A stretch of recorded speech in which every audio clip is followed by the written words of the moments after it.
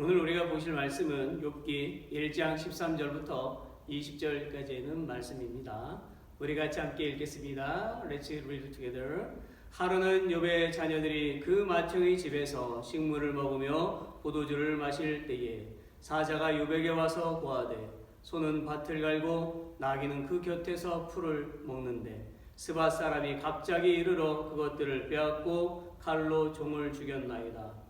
나만 홀로 피한 거로 주인께 구하러 왔나이다. 그가 아직 말할 때에 또 한 사람이 와서 구하되 하나님의 불이 하늘에서 내려와서 양과 종을 살라 버렸나이다. 나만 홀로 피한 거로 주인께 구하러 왔나이다. 그가 아직 말할 때에 또 한 사람이 와서 구하되 갈대아 사람이 새 떼를 지어 갑자기 약대에게 달려들어 그것을 빼앗으며 칼로 종을 죽였나이다. 나만 홀로 피한 거로 주인께 구하러 왔나이다. 그가 아직 말할 때에 또 한 사람이 와서 구하되 주인의 자녀들이 그 맏형의 집에서 식물을 먹으며 포도주를 마시더니 거친들에서 대풍이 와서 집 내 모퉁이를 치매 그 소년들 위에 무너짐으로 그들이 죽었나이다. 나만 홀로 피한 거로 주인께 구하러 왔나이다 한지라. 욥이 일어나 겉옷을 찢고 머리털을 밀고 땅에 엎드려 경배하며. 우리 옆에 계신 분들하고 함께 인사합시다. 참 오랜만입니다. 반갑습니다. 7월 4일은요 미국 독립기념일, 바로 어제였죠. 작년만 해도 미국 곳곳에서 이날을 축하하기 위해서 행진도 하고 밤에는 폭죽을 터뜨렸습니다. 폭죽을 바라볼 때마다 정말 환상적이고 아름다웠지요. 이날만큼은 동네에서 밤늦게 폭죽을 터뜨려도요 용서가 되었어요. 그러나 올해는 갑자기 나타난 코로나 바이러스로 모든 것이 혼란스럽게 되었습니다. 이와 같이 어느 날 갑자기 욥은 행복한 사람에서 불행한 사람이 되었어요. 게다가 그를 더욱 아프게 한 것은 사랑하는 아내가 자신을 위로하고 슬픔을 함께하지 않고 하나님을 저주하고 죽으라고 말한 것입니다. 또한 욥은 부유할 때 늘 함께했던 빌닷, 소발, 엘리바스 세 친구들마저 자신을 위로해주지 않고 저주하고 마음을 아프게 하는 말을 할 때 극심한 고난 가운데 견디기가 힘들었다라는 것이죠. 세 명의 친구들이 욥에게 한 말은 내가 큰 죄를 지었기 때문에 이런 고난이 온 거야 라는 거예요. 사실 구약시대에는요 악인에게 이런 악인이 정말 죄를 지었기 때문에 고난이 임한다라고 되어 있어요. 그래서 세 친구들은 욥의 그 죄를 지었기 때문에, 욥이 분명히 죄를 지었기 때문에 하나님으로부터 지금 징벌을 받는다라고 그렇게 지적하고 있는 것입니다. 하지만 욥은 하나님께서도 인정하시는 악에서 떠난 사람이었지요. 그런데도 욥이 고난을 당한 것은 사탄 때문이었습니다. 많은 사람들이 살면서 이런 질문을 해본 적이 있을 거예요. 악인은 뻔뻔스럽게 잘 살고 의인은 고통 가운데 있는데 하나님이 살아계시다면 이런 일이 정말 있을 수 있나요? 그렇죠. 여러분도 이런 질문을 해보셨을 거예요. 난 하나님을 열심히 믿는데, 난 열심히 살아왔는데 여전히 고난만 있네. 하나님 정말 계신가요? 하나님께서 구약 성경 39권 중에서 절반의 위치에 욥이라는 순전한 인물이 사단으로부터 고난당하는 사건을 기록해 놓으신 것은 분명한 당신의 뜻이 있어서입니다. 그 뜻은요, 하나님을 잘 믿는 사람이라도 고난은 온다라는 것입니다. 저는 이번에 김호철 성도님 가정에 찾아온 슬픔을 보면서 너무나 마음이 아팠고, 그리고 모든 사람에게 오늘 말씀을 꼭 전해야겠다는 생각이 들었습니다. 자, 그렇다면 갑작스럽게 다가온 고난에 우리는 어떻게 대처해야만 할까요? 첫째는 우리는 고난이 오기 전에 미리 준비하고 있어야 한다는 것입니다. 욥기 42장 3절에 보니 무지한 말로 이치를 가리우는 자가 누구니까? 내가 스스로 깨달을 수 없는 일을 말하였고 스스로 알 수 없고 헤아리기 어려운 일을 말하였나이다 고 했습니다. 욥은 어느 날 갑자기 고난을 당했어요. 그리고 제 위에 올라가서 자기의 몸에는 악창을 긁어가면서 슬피 울고 있었어요. 그 슬픔은 6기 2장부터 41장까지 매우 길게 기록되어져 있지요. 그는 행복한 자신의 가정에 갑자기 닥친 고난 앞에서 하나님께 자신을 완전히 맡기지 못했던 것입니다. 자신은 그 자신의 인생 가운데서 고난이 정말 없을 줄로 생각했다라는 것이지요. 그래서 고난이 왔을 때에 하나님의 섭리를 깨닫지 못했던 것입니다. 만약 그가 자신도 고난이 올 수 있다는 것을 깨닫고 항상 준비하고 있었다라면 그렇게 길게 하나님 앞에 호소하지 않았을 것입니다. 그는 고난에 대한 준비가 잘 안 되어 있었다라는 것입니다. 사막 마라톤이 열렸어요. 이것을 다른 말로 하면 오지 레이스라고 합니다. 이 오지 레이스에 한국 사람도 참가했어요. 한 사람이 그 한국 레이서에게 질문했습니다. 레이스 도중에 사막에서 죽는 사람이 있습니까? 흔하지는 않지만 죽는 경우가 있습니다. 그렇다면요, 죽은 레이서는 뱀에게 물려서 죽은 건가요? 아니면 전갈에게 물려서 죽은 건가요? 아니요, 탈수증 때문에 죽었습니다. 여러분, 당연하다고 생각하실지 모릅니다. 사막 레이스니까요. 그런데 특이하게도 죽은 레이스의 공통점은 자신들이 마실 물을 허리에 찬 채로 죽었다라는 거예요. 마실 물이 있었는데도 죽었다라는 것이지요. 왜 이런 특이한 일이 생긴 것일까요? 사막의 온도는요 37도에서 45도 정도로 매우 높은데 습기는 없는 그러한 기후입니다. 건조한 기후죠. 그래서 땀이 나자마자 곧바로 증발해버리는 거예요. 그러니까 레이서가 막 달리고 있는데 땀이 흐르는지도 모른 채 마라톤을 하다가 물을 먹지 못하고 죽는다라는 것이지요. 다시 레이서에게 다시 물어봤어요. 그러면 당신은 오지 레이스를 하면서 언제 물을 마시나요? 네, 저는요 시간을 정해서 먹거나 아니면 그 보폭의 숫자를 그렇게 걸음걸이 달릴 때 그 숫자를 세면서 먹습니다. 사막을 달리다 보면 언제 목이 마를지 알 수가 없기 때문에 그는 그렇게 정해진 시간이나 때를 따라서 목마름을 해결하고 오지 레이스를 통과한다라는 것입니다. 여러분, 목마름을 해결하기 위한 정해진 시간이나 그때에 물을 마시는 것에 포인트가 있는 것이지요. 만약 우리가 고난이 언제 올지를 알 수만 있다면 미리 그 고난을 막을 수가 있을 것입니다. 그러나 고난은 예기치 않은 상황에서 찾아오는 거예요. 그래서 예기치 못한 상황에서 고난을 만났을 때에 좌절하고 넘어지게 되는 것입니다. 그래서 예수님도 이렇게 말씀하셨지요. 마태복음 25장 13절에 보니까 뭐라고요? 그런즉 깨어 있으라. 너희는 그 날과 그 때를 알지 못하느니라. 그러므로 우리는 고난이 오기 전에요 항상 기도하여 미리 준비해야만 하는 것입니다. 당연하죠. 그런데요 많은 사람들이 이 사실을 모른다라는 거예요. 그래서 평소에는 기도하지 않다가 고난이 닥쳤을 때, 문제를 만났을 때에, 어려움을 당했을 때에 갑자기 기도를 요청하고 기도하기 시작합니다.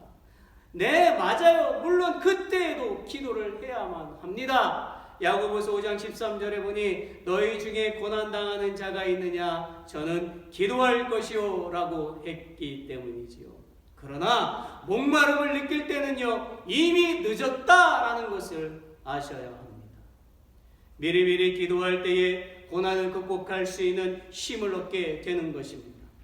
우리가 정해진 시간이나 또는 그 정해진 장소에서 기도하는 그 습관을 통해서요 우리는 고난을 만났을 때에 피할 수 있는 지혜를 얻게 되는 것입니다. 다니엘을 보세요. 바벨론 1차 포로 때 바벨론에 잡혀갔지요. 그는 포로로 있으면서도 하루에 몇 번? 3번 예루살렘을 향해서 기도했습니다. 그러던 어느 날 갑자기 그는 모함을 받고 느부갓네살 왕의 모양으로 만든 우상의 절을 하지 않았다는 이유로 사자굴에 던져지는 고난을 당했습니다. 그런데요, 다니엘은 정해진 때에 기도하던 습관이 있었잖아요. 그 기도가 결국 그에게 담대함과 하나님께서 건져내실 것이라는 확신을 가져다 주었고, 하나님이 함께 하심으로 목숨을 건지게 되었던 것입니다. 할렐루야! 사랑하는 여러분, 데살로니가전서 5장 17절에 보면 쉬지 말고 기도하라고 했습니다. 매일 기도하시기 바랍니다. 보세요. 살을 빼는 것도, 건강을 신경 쓰는 것도요, 규칙적인 운동과 규칙적인 식단 조절이 있어야 하는 거지요. 갑자기 빼는 살은요, 요요라고 해서 다시 찌게 되어 있어요. 이와 같이 여러분이 정해진 시간, 정해진 때를 따라서 기도하면요, 어떤 고난이 와도 너희 감당할 능력이 생기게 된다는 것을 믿으시기를 바랍니다. 왜냐하면 하나님께서 피할 길을 주시고요, 지혜와 힘을 주시기 때문입니다. 매일 규칙적으로 기도해서 고난을 준비하시는 저와 여러분이 되도록 합시다. 두 번째는, 우리는 고난이 왔을 때에 하나님이 나와 함께 하심을 끝까지 신뢰해야 합니다. 욥기 42장 5절에 보니까 내가 주께 대하여 귀로 듣기만 하였었더니 이제는 눈으로 주를 배웁나이다 했어요. 사실 그는 욥기 41장에서 하나님께 심한 꾸지람을 들었습니다. 그가 하나님께 꾸지람을 들었던 그 이유는요, 감히 선한 하나님 앞에서 자신의 의를 주장했기 때문입니다. 여러분, 이 세상에 어떤 사람이 선할 수 있겠습니까? 그랬던 욥이 하나님께 꾸지람을 듣고 깨닫게 되었어요. 무엇을 깨달았나요? 욥은 지금까지 하나님에 대해서 귀로만 들었던 것입니다. 무슨 말입니까? 그는 유대인의 전통과 그 조상들로부터 내려오는 그 가르침을 통해서 지식적으로 하나님을 알고 있었다라는 거예요. 그래서 친구들의 말에도 동의할 수가 없었고, 하나님의 섭리에 불의한 면이 있다고 생각했던 것입니다. 그랬던 욥이 이제는 하나님을 눈으로 보게 되었다라고 고백하고 있어요. 무슨 말입니까? 이제 욥은 하나님을 체험함으로써 영적으로 어두워졌던 그 눈이 떠져서 하나님의 영광과 그 하나님의 능력과 하나님의 권세가 어떤 것인지를 피부 깊숙이까지 깨닫게 되었다라는 뜻입니다. 한마디로 하나님께서 모든 것을 주관하시고 섭리하신다는 것을 인정하게 되었던 것입니다. 심지어 자신에게 닥친 그 고난도 하나님의 섭리 가운데 있음을 믿게 되었던 것입니다. 여러분, 하나님을 체험하셔야 합니다. 제가 아무리 설교를 해도, 정말 훌륭한 부흥사가 와서 설교해도 체험하지 못한다면 하나님을 지식적으로 믿게 됩니다. 그래서 이런 말을 하죠. 머리로는 이해가 되어요. 그러나 내게는 그런 고난이 닥치지 않기를 바랍니다. 하나님을 내 머리로만 믿으니까 하나님의 살아계심과 내게 닥친 고난도 하나님의 섭리라는 사실을 깨닫지 못하는 것입니다. 그러다 보니 고난이 오면 자리를 지키지 못하고 좌절하고 원망하고 낭망하고 떠나게 되는 거예요. 그러나 하나님을 체험하면 고난 중에도 믿음이 성장되는 것을 체험하게 됩니다. 어려서부터 착실히 신앙생활을 해온 청년이 있었어요. 청년은 매주 교회를 참석하고 꾸준히 신앙생활을 해왔지만 구원의 확신과 기쁨을 느끼지 못하고 있었어요. 어느 날 청년은 앞으로 1년 동안 말씀을 열심히 읽고 성경 공부도 열심히 한 뒤에도 확신과 기쁨이 생기지 않는다면 신앙생활을 그만두겠다라고 결심을 했어요. 그렇게 1년이 지난 뒤에 21살의 청년은 마침내 성령을 체험했고, 그날 밤 잠들기 전 주님 앞에 무릎을 꿇고 진심으로 기도를 드렸습니다. 주님, 이제야 믿어집니다. 제가 죄인인 것을 드디어 깨달았습니다. 그리고 당신만이 정말 구원자라는 것을 저는 드디어 알게 되었습니다. 다음 날 아침 눈을 뜬 청년에게는 엄청난 변화가 일어났어요. 말로 형언할 수 없는 행복감이 온몸을 지배했고 살아있는 모든 것에 대한 그 사랑의 마음이 생겼습니다. 청년은 자신에게 이런 기쁨을 주신 그 하나님이 너무도 감사했고요. 그에 대한 보답으로 자신의 그 나머지 삶을 드리기로 결심했습니다. 청년은 다른 사람에게도 이 기쁨을 알리는 것이 하나님께 드릴 수 있는 가장 큰 선물이라고 생각을 했어요. 그는 나중에 신학 박사가 되었으며 의사가 되었으며 선교사가 되었습니다. 그리고 아프리카 오지로 가서 평생 주님을 전하고 아픈 사람들을 치료하는 삶을 살았습니다. 그는 바로 1952년 노벨 평화상을 받은 20세기의 성자 슈바이처 박사였습니다. 여러분, 하나님을 처음에야 변화가 일어나고 진정한 삶을 살게 되며 인생 가운데서 무엇이 중요하며 내가 무엇을 위해서 살아야 할지를 깨닫게 되고 결정적으로 고난 속에서도 믿음이 성장하게 됩니다. 오늘 여기 계신 분들 가운데 하나님을 체험하지 못하신 분은 하나님을 체험하게 해달라고 기도하셔야 합니다. 언제까지 교회만 왔다 갔다 하시겠습니까? 언제까지 건조한 신앙생활을 하시겠습니까? 히브리서 5장 13절에 보니 대저 젖을 먹는 자마다 어린 아이니 의의 말씀을 경험하지 못한 자요라고 했어요. 언제까지 어린아이로 머물러 계시겠습니까?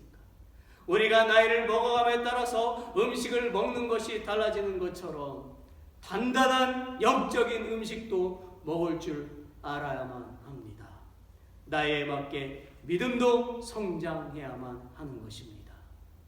사랑하는 여러분, 이렇게 기도해 보세요. 주님 만나기 원합니다. 하나님 음성을 듣기를 원합니다. 다윗은요, 사울 왕의 죽음의 위협과 아들의 위협 앞에서 그들을 죽이려 하기보다는 오히려 하나님을 의지했습니다. 그가 그렇게 할 수 있었던 것은 목동 시절부터 수없이 하나님을 체험했기 때문입니다. 우리도 마찬가지예요. 속히 하나님의 그 살아계심을 체험하시어 어떤 고난 가운데서도 강하고 굳센 믿음을 나타내 보이시기 바랍니다. 마지막으로는 우리는 고난을 통해서 하나님 앞에 복종하는 것과 겸손해야 한다는 것을 배워야 합니다. 욥기 42장 6절에 보니 그러므로 내가 스스로 한하고 티끌과 제 가운데서 회개하나이다 고 했습니다. 여기서 한하고라는 히브리어는 마엔인데 이 말은 싫어하다, 거부하다, 뉘우치다 라는 뜻이에요. 즉 욥은요, 자신의 어리석은 말과 행동을 뉘우치고 있는 것입니다. 이러한 행동은요, 자신의 순전함을 고집하기 위해서 하나님의 섭리가 불의하다고 생각했던 것을 뉘우친다라는 것입니다. 그리고 욥은 지금 티끌과 재 가운데서 회개하고 있어요. 여러분, 이스라엘과 주변 국가를 말하는 고대 근동 지방에서는 슬픔과 스스로를 낮추기 위해서 하는 방법이 있었습니다. 먼지와 재를 뒤집어 쓰는 전통이었어요. 그런데 욥이 이런 행동을 하고 있는 것은 하나님께 철저하고 완전한 회개의 표시로 크게 애통해하며 스스로 겸손하게 하는 것을 나타내는 거예요. 그리고 그는 진실로 회개하고 있는 것입니다. 결국 욥은 하나님의 능력과 지혜와 섭리를 깨닫지 못하고 성급하게 판단하고 짓거렸던 자신의 과오를 슬퍼하고 회개한 것입니다. 사실 욥은요, 욥기 41장에서 자신의 의를 주장하면서 하나님께 대들었어요. 그러자 하나님은 욥기 41장 11절에서 이렇게 말씀하셨어요. 누가 먼저 내게 주고 나로 갚게 하였느냐? 온 천하에 있는 것이 다 내 것이니라. 이 말씀은요, 어찌 감히 사람이 하나님의 채권자가 될 수 있느냐? 어찌 감히 피조물이 창조자가 되려고 하느냐? 이런 뜻이에요. 진실로 하나님은 창조자로서 이 세상의 만물의 주인이신데 어찌 채무자가 될 수가 있겠습니까? 사실 욥이 자신의 의를 고집하는 것은요, 자신을 창조자라고 착각했기 때문입니다. 그런 자신을 철저히 회개하고 자신에게 닥친 고난을 받아들이며 하나님께 복종하고 겸손한 태도를 보일 정도로 온순해졌습니다. 욥은 자신이 당한 고난이 결국에는 하나님이 자신을 구원하시기 위한 섭리라는 것을 깨달았던 것입니다. 여러분, 이 세상의 징계를 받고 싶어하는 사람이 어디에 있겠습니까? 그러나 우리가 징계를 받는 것은요, 하나님께서 우리를 당신의 자녀로 여기신다는 표시임을 알아야만 합니다. 보세요. 히브리서 12장 8절에 보게 되면요, 징계는 다 받는 것이오늘 너희에게 없으면 사생자요 참 아들이 아니다 라고 했습니다. 그리고 잠언 3장 12절에도 보면 대저 여호와께서 그 사랑하시는 자를 징계하시기를 마치 아비가 그 기뻐하는 아들을 징계함 같이 하시느니라고 했습니다. 부모가 자녀들에게 징계를 하는 것은요, 그들을 미워해서가 아니에요. 잘 되기를 바라는 사랑 때문입니다. 한마디로 내 자녀이기 때문인 거예요. 정말로 안타까운 것은요, 우리는 부모가 우리를 얼마나 사랑하는지를 돌아가셔야 깨닫게 된다는 것입니다. 그래서 저는 여러분에게 부모가 살아계실 때에 그 사랑을 깨닫고 효도하기를 권합니다. 여러분, 징계, 고난이 왔을 때에요, 하나님이 나를 그만큼 사랑하신다는 것을 깨달으시고 이겨내시기 바랍니다. 그리고 고난 중에 오히려 하나님께 복종하고 겸손하면 하나님께서 큰 은혜와 복을 주신다는 것을 믿으시기를 바랍니다. 이것은 사실입니다. 욥기 42장 10절과 17절에 보세요. 욥이 하나님께로부터요 전부 다 갑절로 복을 받았을 뿐만 아니라 모든 사람들이 함께 모여서 즐거워하고 있다라고 기록하고 있습니다. 우리 이 말씀을 함께 읽어볼까요? 욥이 그 벗들을 위하여 빌매 여호와께서 욥의 공경을 돌이키시고 욥에게 그전 소유보다 갑절이나 주신지라. 이에 그의 모든 형제와 자매와 및 전에 알던 자들이 다 와서 그 집에서 그와 함께 식물을 먹고 여호와께서 그에게 내리신 모든 재앙에 대하여 그를 위하여 슬퍼하며 위로하고 각각 금 한 조각과 금고리 하나씩 주었더라. 여호와께서 욥의 모년에 복을 주사 처음 복보다 더하게 하시니 그가 양 1만 4천과 약대 6천과 소 1천 결의와 암나귀 1천을 두었고 또 아들 7과 딸 3을 낳았으며 그가 첫째 딸은 여비마라 이름하였고 둘째 딸은 그시아라 이름하였고 셋째 딸은 게렌합북이라 이름하였으며 전국 중에 욥의 딸들처럼 아리따운 여자가 없었더라. 그 아비가 그들에게 그 오라비처럼 산업을 주었더라. 그 후에 욥이 140년을 살며 아들과 손자 4대를 보았고 나이 늙고 기한이 차서 죽었더라. 할렐루야. 여러분, 욥의 고난 중에 하나님께 복종하고 겸손하자 하나님은 그에게 10명의 자녀를 다시 주셨고요, 가축은 2배로 회복시켜 주셨고 그를 떠났던 사람들이 다시 돌아와서 화목했고 욥의 딸들은 얼마나 예뻤던지 그 나라에서 딸셋 모두가 미스 진선미가 되었다라는 것. 또한 욥은 병들어서 죽은 것이 아니라 오래 살다가 늙어서 죽었다라는 것입니다. 대부분의 사람들이 병들지 않고 100년 해로하기를 소망하는데 욥은 정말 복받은 사람이 되었습니다. 사랑하는 여러분, 야고보서 1장 12절에 보세요. 시험을 참는 자는 복이 있도다. 이것에 옳다 인정함을 받은 후에 주께서 자기를 사랑하는 자들에게 약속하신 생명의 면류관을 얻을 것임이니라고 했습니다. 생명의 면류관은 그냥 얻어지는 것이 아니다라는 거예요.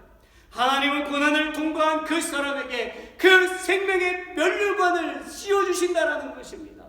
그리스도는요 마땅히 이 땅에서 고난을 받을 것입니다. 왜냐하면 예수님이 고난 가운데 사셨기 때문입니다. 여러분 로마서 8장 17절 18절을 보세요. 자녀이면 또한 상속자 곧 하나님의 상속자요 그리스도와 함께한 상속자니 우리가 그와 함께 영광을 받기 위하여 고난도 함께 받아야 할 것이니라. 생각건대 현재의 고난은 장차 우리에게 나타날 영광과 좋게 비교할 수 없도다. 아멘. 그리스도인은 하나님의 상속자인 자녀이기에 마땅히 영광의 자리에 참여하게 됩니다. 황금자 성도님은 영광의 자리에 참여하였습니다. 그러나 영광의 자리에 참여하는 그만큼 고난의 자리에도 나가야 한다는 것을 잊지 말아야 합니다. 우리에게 찾아온 고난이 어렵고 힘든 것이지만 미래에 우리가 누릴 그 영광은요 모든 고난을 잊게 할 것임을 믿으시기를 바랍니다. 말씀을 맺지요. 하루는 어떤 어부가 자기 외아들을 데리고 바닷가로 나갔어요.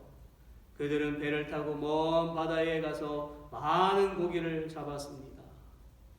그들은 날이 어두워지고 있는 것도 모른 채 고기를 열심히 잡고 있었어요. 이제 그들은 서둘러 집을 향해 가야만 했습니다. 그런데 갑자기 바람이 심하게 불기 시작하고 장대비가 내려 웃기 시작했어요. 그들은 있는 힘을 다해서 노를 저어 육지를 향해 그렇게 나아갔습니다. 그러나 심한 바람과 그 파도가 그 배 앞에 놓여서 배는 앞으로 나아가지 못했어요. 몸은 점점 지쳐가고 배는 여전히 그 제자리만 맴돌았지요. 그러다가 파도가 그 배를 삼키고 말았습니다. 사람 살려주세요! 사람 살려주세요! 거친 파도에 아버지와 외아들은 헤어지게 되었어요. 얼마 후에 아버지는 구조되었지만 외아들은 죽은 채로 발견되었습니다. 집에서는 아내가 캄캄한 밤이 되도록 돌아오지 않고에는 남편과 사랑하는 외아들을 초조하게 기다리고 있었지요. 깊은 밤이 되어서 남편이 돌아왔어요. 밤이 늦도록 기다리던 아내는 달려나와서 남편에게 물었어요. 여보, 무슨 일이에요? 왜 이렇게 늦었어요? 그리고 아들은 어디에 있어요? 남편이 말했어요. 아들 얘기는 나중에 할게요. 그리고 오늘 아주 진귀한 물고기를 잡았는데 이것을 요리해서 먹으면 죽지 않고 영원히 살 수 있다고 하네. 그런데 한 가지 조건이 있어. 그것은 뭐냐면 이 요리는 지금까지 한 번도 고난을 겪은 적이 없는 그 집의 냄비로 만들어야 한다는 거야. 부인은 남편이 말한 냄비를 구하기 위해서 온 동네를 다 다녔습니다. 고난인 근환 없는 집 어디 없나요? 다 다녔어요. 그러나 찾지를 못하고 집으로 돌아오게 되었지요. 부인이 남편에게 말합니다. 여보, 아무리 동네 곳곳을 다녀도 고난을 겪어본 적이 없는 집은 없었어요. 이 말을 들은 남편은 이렇게 말했어요. 그 모든 사람들이 겪은 고난과 걱정을 오늘 우리가 겪을 차례라고. 그러면서 아들의 죽음을 알렸습니다. 아내가 얼마나 마음이 아팠을까요? 얼마나 그 마음이 아팠을까요? 사랑하는 여러분, 우리는 항상 행복한 꿈을 꾸지만 욥의 고난이나 어부의 고난이 우리의 고난이 될 수도 있다는 것을 생각해야만 합니다. 저도 이미 25년 전에 부모님을 이 세상에서 떠나보내는 아픔을 겪었습니다. 고난을 생각하면 슬프지만 그렇다고 고난이 나를 패배자로 만들게 해서는 안 되는 것입니다. 우리가 사랑하는 황금자 성도님을 떠나보내고 슬픔에 잠긴 김울철 성도님 가정을 생각하면 마음이 너무나 아픕니다. 그러나 그 고난은요, 고난 가운데 있는 사람들을 이해하고 예배하고 겸손하라는 하나님의 가르침이며 하나님께서 영광을 받으시기 위한 것임을 알아야만 하는 것입니다. 사랑하는 여러분, 기억하십시오. 하나님은 창조자요 우주의 통치자이시고 우리는 피조물이라는 것을 깨닫고 하나님이 하시는 일에 언제나 예스, 예라고 대답해야만 합니다. 설령 내가 감당하기 어려운 엄청난 고난이라도 말입니다.